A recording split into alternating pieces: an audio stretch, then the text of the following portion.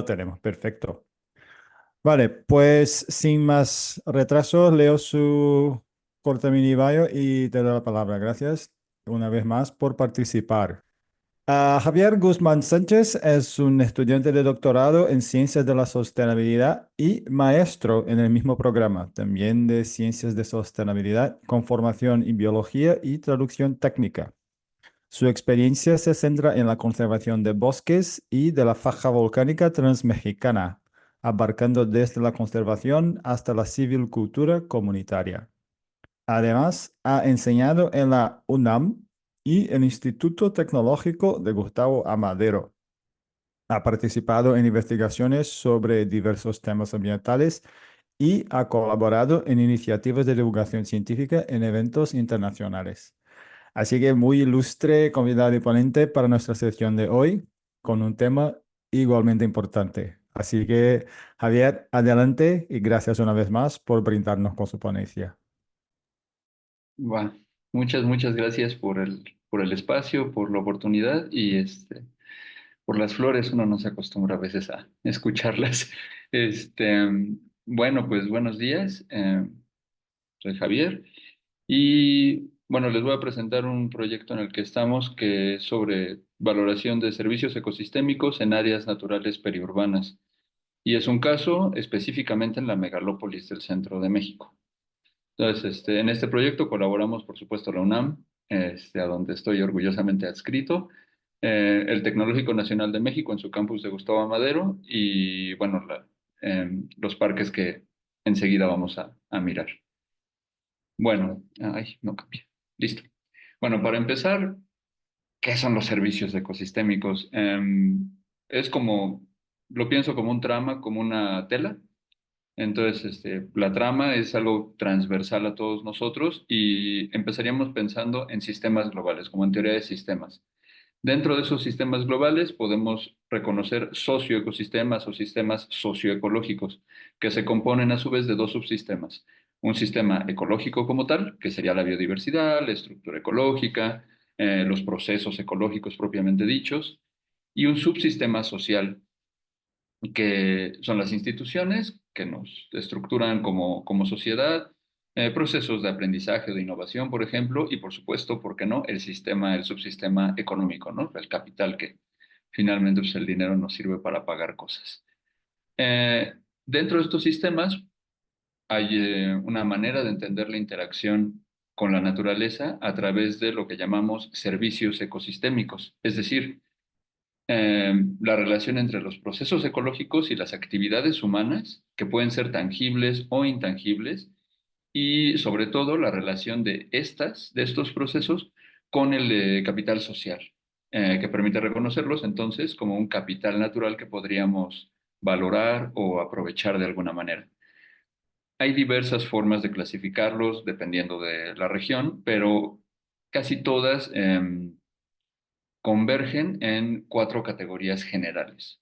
Servicios de provisión, como podría ser la madera o el papel, o pues no sé, los tés, por ejemplo, té de manzanilla o carnes. Servicios de regulación, como captura de carbono, por ejemplo, o la regulación del clima. Servicios de soporte, por ejemplo, el suelo, que casi nadie toma en cuenta, pero al final es súper importante tener un suelo bien sano. Y por supuesto, los servicios culturales que van desde el turismo, o sea, la belleza escénica, hasta lugares que son particularmente importantes en la cultura de un lugar. Dicho esto, nosotros reconocemos las áreas naturales periurbanas como un punto súper importante para estudiar, como una estrategia de contención del impacto ambiental del crecimiento urbano. Entonces, son periurbanas porque normalmente se reconocen en el borde de la ciudad. No siempre van a estar en el borde, a veces están dentro de la misma ciudad, cuando, por ejemplo, la ciudad en su crecimiento ha comido algún área natural o alguna área verde. En la Ciudad de México tenemos muchos ejemplos de cerros y a lo largo del mundo también lo podemos ver, de montañas que están dentro de las ciudades y que al final son áreas naturales que ya pues las engulló la urbanización. Pero bueno, normalmente las vemos en el borde. Son zonas de transformación constante que inician naturales, pasan por ser ambientes rurales y terminan siendo ambientes urbanos. Y en esta transformación, pues son muy dinámicos, son muy heterogéneos, dependen mucho de las condiciones de la localidad y también de la sociedad que está ahí habitando. Entonces, son importantes, son muy relevantes porque favorecen el cambio de uso de suelo. Podemos ver en la imagen a su derecha las manchas verdes, las verdes más oscuras, que son coberturas forestales alrededor de la Ciudad de México en su lado oriental. Y la parte que es como gris, azul, es la parte urbanizada. En cambio, la parte más amarillenta, más verde clarito, son otros usos de suelo, normalmente son coberturas vegetales agrícolas o de ganadería. Entonces vamos viendo como si estuvieran enfrentadas, ¿no? Como la mancha urbana va creciendo desde la Ciudad de México, pasando por zonas rurales del Estado de México, que es ya otra demarcación, hasta alcanzar la zona que está resaltada en azul oscuro, que son los volcanes icónicos de México, el Popocatépetl, que siempre tiene su fumarola, y la Mujer Dormida. Entonces, todo este proceso de cambio de suelo genera presión, primero a los servicios de provisión. En principio, históricamente, esta zona también proveía de papel y pues ya se nos han ido acabando los bosques. Esto, como consecuencia, genera presión sobre los servicios de soporte y de regulación. Pues, como un claro ejemplo, ya perdimos el glaciar que teníamos en estos volcanes. Y como síndrome de todos estos cambios, tenemos la generación de residuos, que en últimas, en estos días, pues ha generado procesos de inundación, pues que nada más y nada menos duraron como 20 días ahí en algunas localidades, más o menos por el centro de este mapa. Bueno, los objetivos de nuestro proyecto, bueno, el objetivo principal es analizar el estado de los servicios ecosistémicos en la zona de estudio, que en el mapa ya veíamos indicadas con estos iconitos clásicos de ubicación. Y bueno, para analizar el estado de estos servicios ecosistémicos, vamos por un lado a caracterizar el estado del suelo, agua y vegetación, es decir, el sistema ecológico, y después el sistema social. Analizar las actividades de gestión y manejo de los recursos naturales en términos de la sustentabilidad y la factibilidad del desarrollo de proyectos empresariales comunitarios. Bueno, entonces para lograrlo, ¿cuáles son los métodos? Primero, establecer los puntos de muestreo. Elegimos tres: el Parque Nacional Iztaccíhuatl, Popocatépetl y Soquiapan, y anexas porque tiene varios puntitos ahí alrededor que son demasiados como para nombrarlos en el título. Em, el Parque Ecoturístico Apatlaco, que es una empresa forestal comunitaria, y el Parque Ecoturístico Bosque Esmeralda, que también es una empresa forestal comunitaria. Para analizar el subsistema ecológico, decía primero el agua, vamos a analizar los parámetros físico, químico y microbiológicos. Posteriormente, la calidad del suelo en términos de la capacidad de infiltración, porque este es parte del acuífero del Valle de México, y los macronutrientes, porque pues son los encargados de mantener el área forestal de los volcanes. Y pues como consecuencia, por supuesto, revisar la cobertura forestal en términos de captura de carbono, nada más de biomasa sobre suelo, es decir, los árboles que están creciendo encima del suelo. No revisamos las raíces u otros elementos del bosque, que son igualmente importantes, pero digamos que son menos conspicuos. Posteriormente pasamos al subsistema social para revisar primero la percepción social a través de encuestas, tanto de los visitantes a estos parques ecoturísticos como de los habitantes y de los colaboradores de las mismas empresas. Después, revisar las redes de interacción entre los actores a través de entrevistas. Y por último, decía, uno de los síndromes es la generación de residuos sólidos. Entonces vamos a caracterizar los residuos sólidos urbanos y cuantificarlos para ver qué se puede hacer al respecto. Entonces, el área de estudio está el Parque Nacional Iztapopo, así lo resumimos, digamos que con mucho cariño, resaltado en anaranjado. El Centro Ecoturístico Apatlaco, que es de propiedad social, de régimen comunitario, del lado oriental de estos volcanes. Y del lado occidental, más cerca de la zona urbanizada, estaría el Parque Ecoturístico Bosque Esmeralda.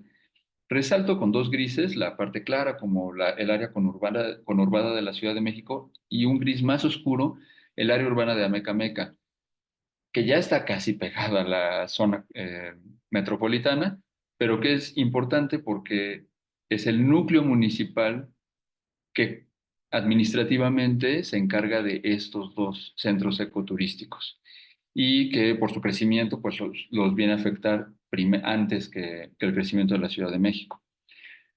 Bueno, como parte de los resultados, vamos a empezar en el mismo orden. Primero el agua. Estos son, digamos que los más importantes. Primero, pues, cómo se comporta la temperatura y el potencial de hidrógeno. Nos llamó la atención que conforme va bajando, las gráficas las podemos ver de izquierda a derecha desde el manantial, que estaría cerca del volcán Iztaccíhuatl, y cómo van aguas abajo, pasando por el río y adentrándose en el centro, en el Parque Ecoturístico Apatlaco, hasta un lago artificial que ellos mismos construyeron como parte de sus atractivos. Entonces, conforme va bajando, incrementa la temperatura. Esto no nos llamó tanto la atención, excepto porque justo entrando bajó muchísimo la temperatura y después sube rapidísimo. Rapidísimo. Eso nos brincó. Nos brincó asimismo los sólidos totales y los sólidos suspendidos. Los sólidos sedimentales en realidad son trazas, no son despreciables, digamos que en términos del análisis, pero nos llama la atención que trae muchísimos sólidos desde el principio, desde el nacimiento del río y pues se supone que es agua, bueno, uno la considera normalmente pues pura. Entonces, pues llama la atención. Lo mismo la dureza del agua, es decir, cuánto carbonato de calcio es nuestro indicador, está diluido en este cauce. Y el oxígeno disuelto y el dióxido de carbono que van incrementando conforme sigue el río. Y eso es un indicador de cuántos seres vivos están ahí utilizando el oxígeno y generando dióxido de carbono. Entonces fuimos a los microbiológicos a revisar el número más probable de bacterias, sobre todo de las coliformes, que son las que nos pueden contagiar si de pronto en un campamento se nos ocurre tomar agua del río. Y pues sorpresa, encontramos que siempre, números están cerca del cero, pero siempre hay, y de pronto se disparan hasta 2000 ya llegando al lago. Entonces, con estos datos nos fuimos a parámetros. Primero el de la Comisión Nacional del Agua para uso recreativo y después la NOM 127, que es una norma oficial mexicana para el uso doméstico. Y la conclusión es que no se puede utilizar para piscicultura. Llama la atención porque hay un punto aquí. En las gráficas los podemos ver como trucheros y aquí lo podemos ver en el mapa como tres puntitos azulitos. Está marcado con un amarillo que es el punto de muestreo, que es donde el parque ecoturístico produce truchas para consumo humano y no se podría usar por la cantidad de bacterias que tiene el río. Y tampoco se puede utilizar para uso doméstico, ni para, obviamente no para consumo, y tampoco para labores de limpieza. Entonces, bueno, estos son los primeros resultados que nos llaman mucho la atención en una zona natural. Después fuimos al suelo. La tabla, bueno, en general tiene datos de cada uno de los puntos de muestreo, pero voy a resaltar tres, que los tengo además en negritas y con un asterisco, que son uno en Bosque Esmeralda y dos en el Parque Nacional Iztapopo. Es decir, en la subida, si uno es alpinista y quiere subir a la cumbre del Iztaccíhuatl, es más o menos el camino que se sigue.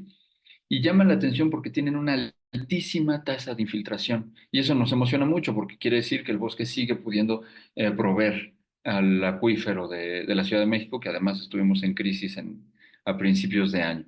Entonces eso nos emociona mucho. Sin embargo, pues los suelos que encontramos son ácidos, tienen un pH, pues no, obviamente no es este ácido sulfúrico, pero sigue siendo ácido. Entonces eso puede ser un poco agresivo con el desarrollo de las raíces y además tiene poca materia orgánica. Eso afecta la fertilidad, entonces va a hacer más difícil restaurar el bosque. De hecho, cuando analizamos la relación de macronutrientes, es decir, nitrógeno, fósforo y potasio, los valores son de traza, o sea, son casi despreciables. Y eso pues nos preocupa un poco porque quiere decir que necesitamos fertilizar pues un suelo de bosque que, pues, normalmente uno no pensaría que tendría que fertilizarse. Y por último, justo en el Parque Nacional, en los puntos uno, 2 y 3, que es la parte que tiene más visitas turísticas, más campamentos, porque es donde pues ya uno empieza a subir. Desde el punto PN5 empiezas a subir, pero los más, digamos que emocionantes e instagrameables, pues son los uno, 2 y 3, pues tiene mucha compactación el suelo y eso pues nos puede indicar que tal vez estamos rebasando un poco la capacidad del Parque Nacional para recibir gente. Entonces, bueno, eso en cuanto a los suelos. Después, la cobertura forestal, hicimos el muestreo en los dos, en la captura de carbono en los dos parques. La, sí, la superficie es, uno es la mitad del otro, pero bueno, al final, pues siguen siendo igual de importantes. En cuanto a abundancia, casi todos son pinos, y la biomasa aérea, pues en realidad tienen bastante biomasa, más de 5 toneladas, dan más de 5.000 toneladas de biomasa aérea sobre suelo. Eso quiere decir que capturan muchísimo dióxido de carbono y llama la atención que uno es, les decía, del lado de la Ciudad de México, es más, toda la contaminación pues se podría ir más o menos hacia esa zona, y el otro lado no captura de la Ciudad de México, pero sí de la Ciudad de Puebla. Entonces eso pues también es emocionante porque habla de una buena salud de los bosques. Eh, Después nos pasamos al subsistema social, que sería la percepción social. Ahí viene una fórmula de cuál fue la confianza de nuestro muestreo. Pero bueno, dentro de la gráfica, que es todo lo que mencionaron los visitantes y los habitantes, pues llama mucho la atención que claramente lo que les llama la atención son las atracciones de la zona. Algo que les preocupa mucho es el mantenimiento de los bosques, que no hay sanitarios cerca y eso llama la atención porque en el Parque Nacional, por ejemplo, pues se vuelve problemático cuando uno está acampando ahí y eso impacta en la generación, como decía desde el principio, de residuos sólidos urbanos. Entonces eso como que nos va diciendo que vamos más o menos por buen camino. Y dentro de esto, nos agrada que tanto los habitantes como los visitantes reconocen y valoran en alta estima los servicios ecosistémicos que brindan estas zonas, tanto de soporte en términos de agua limpia, de calidad del aire o de regulación del clima. Obviamente los culturales, decíamos, las atracciones, pero también los de provisión, desde carbón vegetal, que algunos reconocen que lo producen, de hecho Bosque Esmeralda lo produce, con su permiso y todo, tierra de monte que también produce, pero llaman la atención las plantas medicinales, que por ahí incluyen un poco los hongos, que ahorita es plena temporada de recolectar hongos. Entonces, pues nos emociona mucho porque quiere decir que sigue siendo productivo y la relación con el bosque sigue siendo cercana. Bueno, dicho esto, pasamos a las redes de los actores, que pues fuimos identificando las instituciones de gobierno, por supuesto, la Comisión Nacional Forestal, la Protectora de Bosques, la Secretaría de Medio Ambiente y Recursos Naturales, también los municipios, los ejidos, gente u organizaciones de la iniciativa Eh, privada como GIZ. Sí, dígame. Ah, perdón. Bimbo, Banamex, que de pronto tienen ahí alguna inversión. Mm, Señalamos a los rescatistas que son voluntarios, por supuesto los visitantes, los comerciantes tanto del municipio como de las comunidades y las universidades que de pronto empiezan a interactuar. Y por supuesto, los gobiernos, decía los gobiernos municipales, pero también las representaciones agrarias, que no son gobierno como tal, pero ayudan a tomar las decisiones.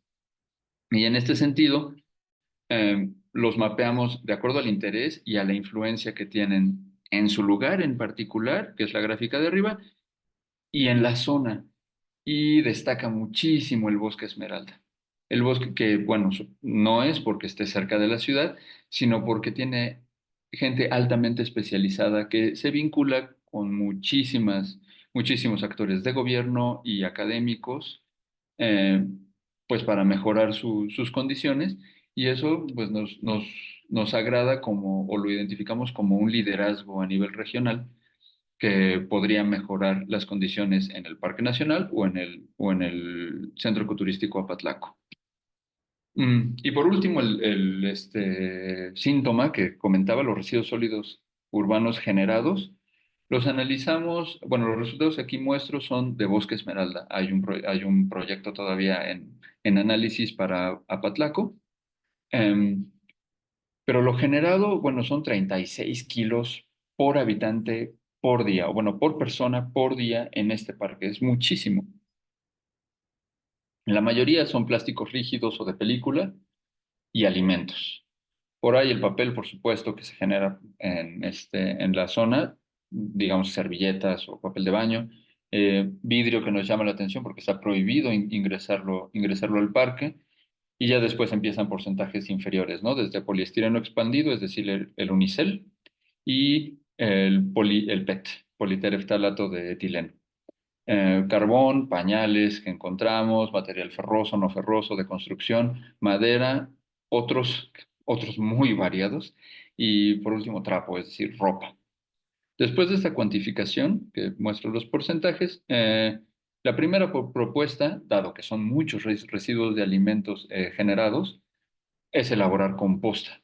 Y eso impactaría en recuperar un poco los macronutrientes en el suelo y mejorar su fertilidad. Enseguida, valorizar los plásticos y el vidrio y evitar que se vayan a un relleno sanitario que tiene el municipio de Amecameca, donde todo se junta y bueno, quién sabe qué vaya a pasar con ello. Entonces, valorizarlo y más o menos ubicarlos al mejor postor y que eso genere algún ingreso para el parque. Y por último, un proyecto interesante que derivó en un par de tesis, que es este aprovechamiento del poliestireno expandido como impermeabilizante. Hay unas compañeras que están desarrollando un método, hay varias propuestas, por supuesto, en el mundo, pero ellas están desarrollando un proyecto para que en la propia comunidad ellos puedan tratar el unicel y impermeabilizar sus propias cabañas o sus casas donde habitan. Entonces, esto es pues lo que se les ofrece a las empresas forestales comunitarias, digamos que primero para que valoren y validen los resultados que tenemos y después como un tipo de evolución de los resultados. Entonces, como conclusiones, pues vemos que lo socio y lo eco están imbrincados o están íntimamente relacionados. eh, Recopilando un poco la percepción positiva de los servicios ecosistémicos de habitantes y visitantes, el reconocimiento entre los actores en los procesos de toma de decisiones, pero también reconocidos, digamos que en el amplio panorama, y como dentro del subsistema económico, que al final un poco ayuda a facilitar la toma de decisiones, que continúen con los programas de pago por servicios ambientales que tienen a través de la Comisión Nacional Forestal y de la Protectora de Bosques del Estado de México, pero que también busquen alguna forma de certificarse como para garantizar y aumentar el valor de los servicios que están ofertando. Y por último, lo que hablábamos de los porcentajes en la diapositiva pasada, reducir y gestionar mejor los residuos sólidos urbanos en ambos parques. Mm, por la parte ecológica, ayuda el incremento de la cobertura forestal, pero hay que mantenernos atentos de pronto por las temporadas de incendios, alguna problema de sanidad o de plagas forestales, la emoción que nos generó el alto nivel de infiltración en 3 puntos, que son parte de la misma cuenca, pero el foco rojo de los bajos contenidos de materia orgánica y macronutrientes. Y bueno, en cuanto al agua, en el río Apatlaco, que solamente se puede utilizar para uso recreativo, pero no para producir peces, que es parte de su actividad económica local, y tampoco para el uso doméstico, que finalmente estando acampando ahí, pues puede impactar. Como perspectivas, continuar con la evaluación integral de servicios ecosistémicos, tanto social como ecológica, cualitativa y cuantitativa, promover alguna forma de monitoreo y de tratamiento del agua del río, que por ahí hay un par de proyectos en marcha, implementar los planes de manejo de residuos, eh, iniciativas de educación ambiental y material de divulgación que de pronto pues, puede facilitar la sensibilización de los visitantes. Y bueno, como agradecimientos, pues básicamente al equipo son 3 generaciones de tesistas que hemos traído en este andar, demasiados para nombrarlas a todas y cada uno de quienes colaboraron, pero bueno, ahí están por ahí algunas fotos, todos felices en parte de los estudios. Y pues nada, bienvenidas las dudas, comentarios, preguntas. Muchísimas gracias por su atención. Esta foto la tomamos en una de las visitas, un coyotito que nos estaba siguiendo. Muchas gracias.